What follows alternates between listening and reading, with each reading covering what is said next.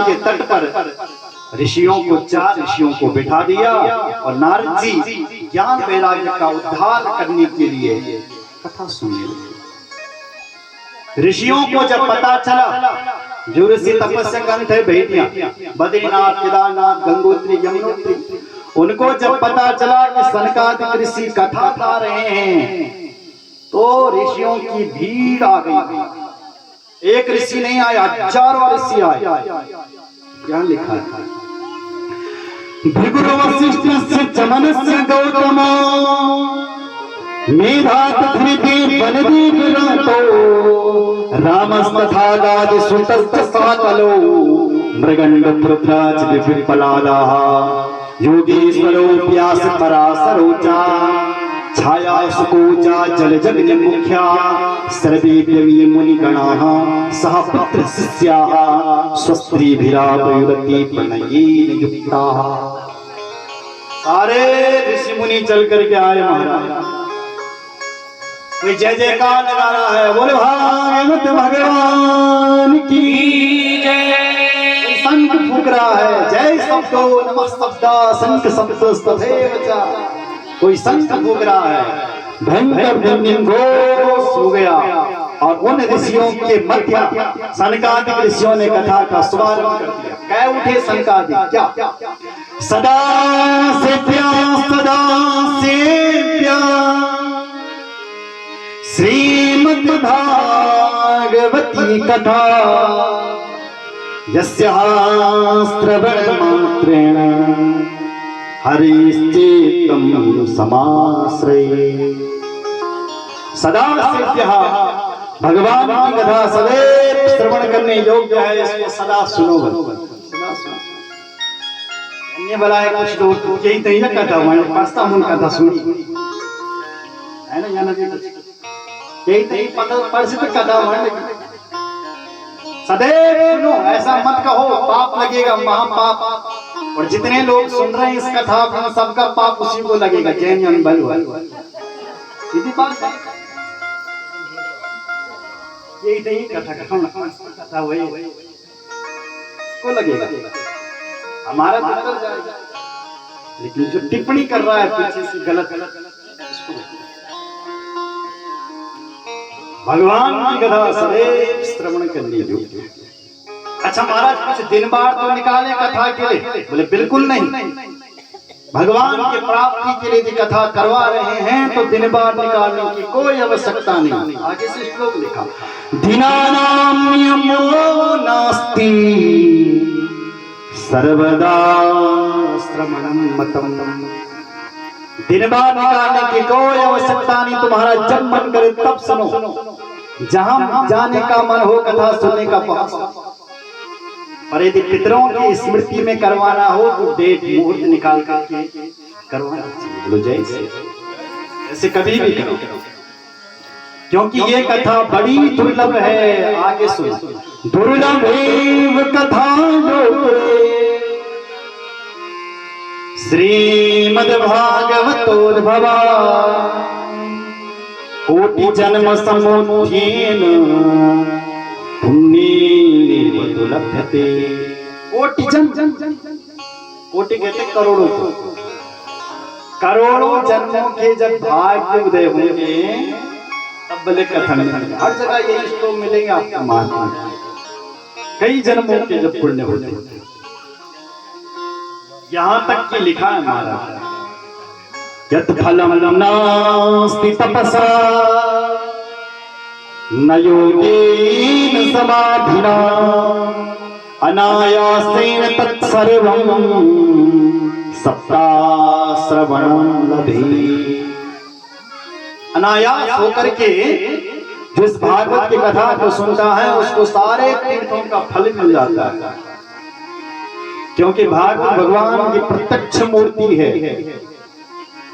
और जो लोग मनुष्य का चोला धारण करके भी इस कथा को नहीं सुनता, एक बार मनुष्य तो चंदे थे, फिर भी भागवत की कथा निःशुद्ध हो तय जगह गाली देने लगे। ऐसी गाली दे रहे, सुन लो जरा एक बोलो जय जय। आजन्म मात्रमपि ये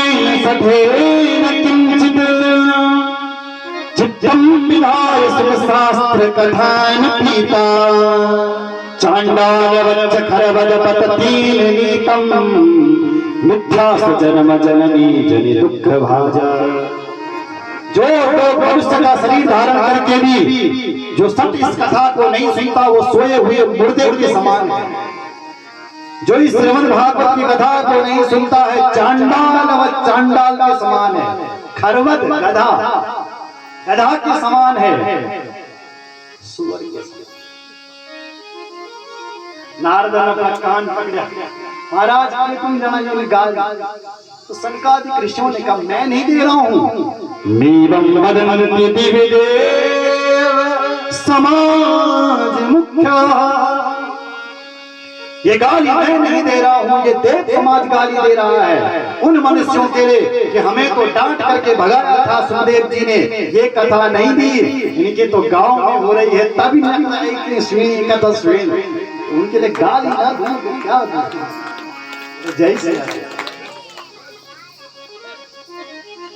सामने गंगा जी बह रही है फिर भी आचमन नहीं करता, उसको तो गाली दी जाए।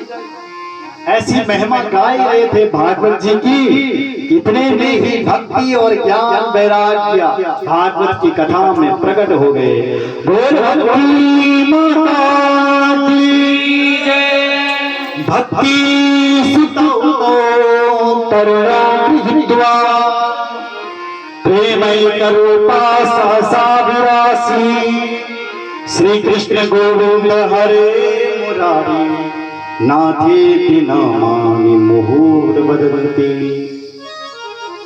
भक्ति ज्ञान और वैराग्य प्रकट हो गए। तौ सुतौ तरुणो, महाराज बूढ़े हो गए नहीं, तरुण होकर के यानी 20-20 साल के हो गए दोनों। भागवत की कथा का मतलब यह है कि जब कोई भागवत की कथा सुनता है तो वो तरुण हो जाता है, अंदर से तरुण हो जाता है। बोलो जय श्री राम।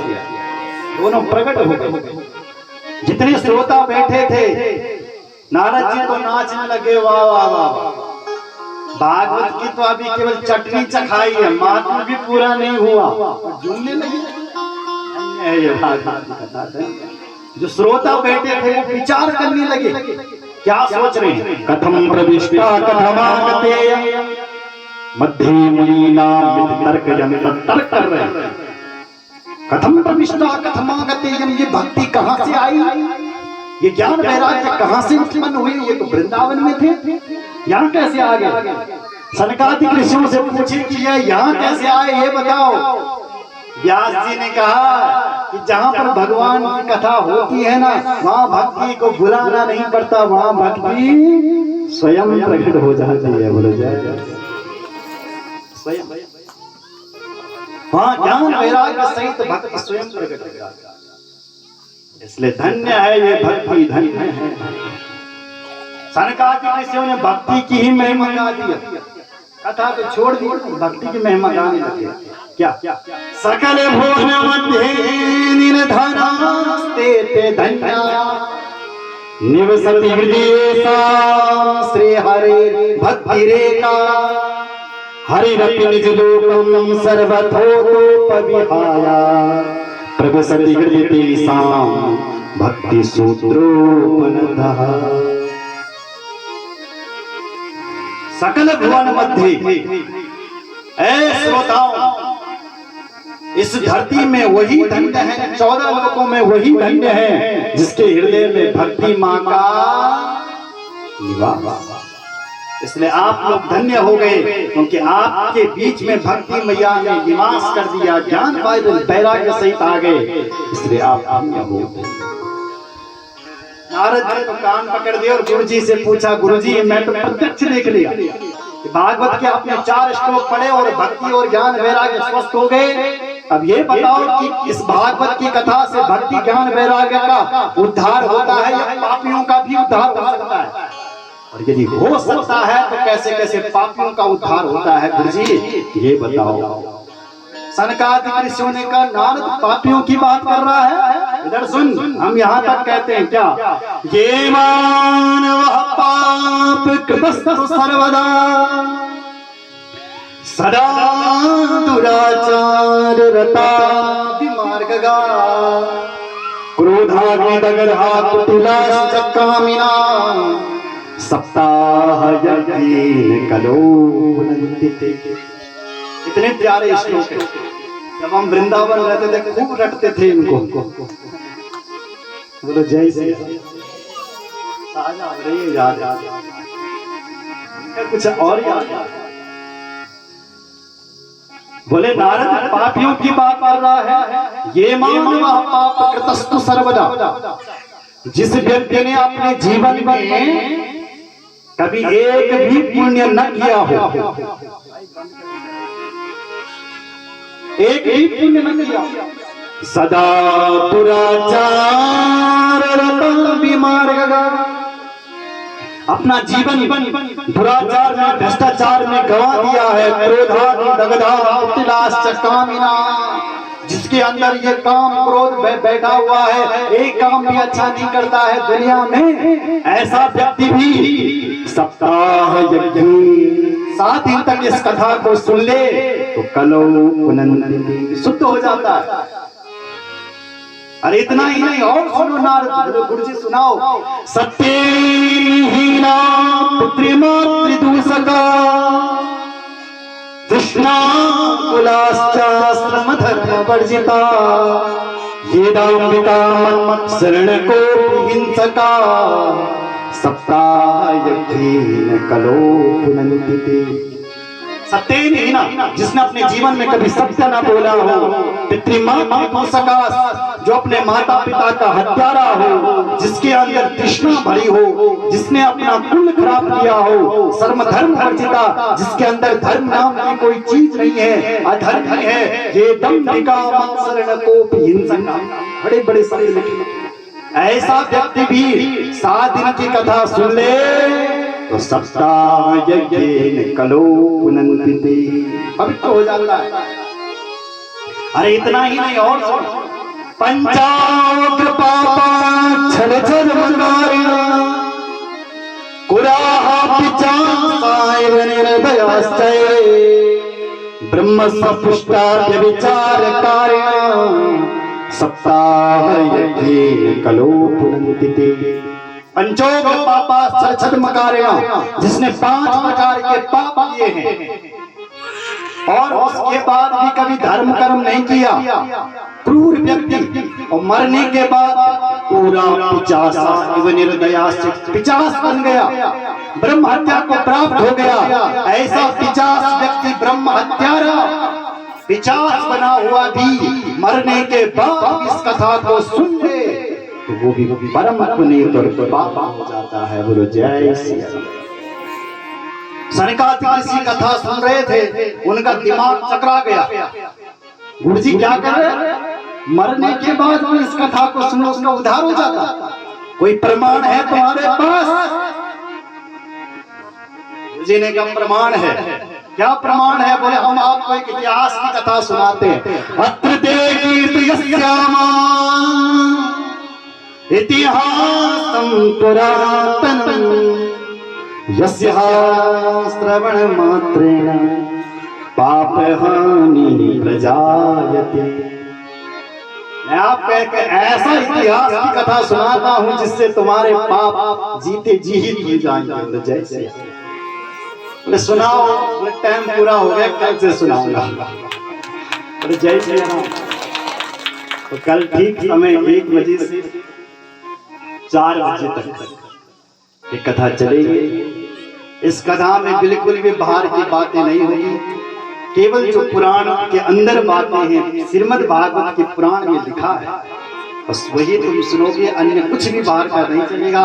अन्य जब से पुराण की कथा होगी तो उसमें समझाने और कुछ करने की बात होगी। तो इसमें भगवान की कथा, क्योंकि ये कथा पितरों के लिए समर्पित है, इसलिए आज वाणी को यहीं पर विराम देते हुए कथा का पूजन का ठीक समय 8 बजे से 11 बजे तक, और उसके बाद 11 से 1 बजे तक फरार, और उसके बाद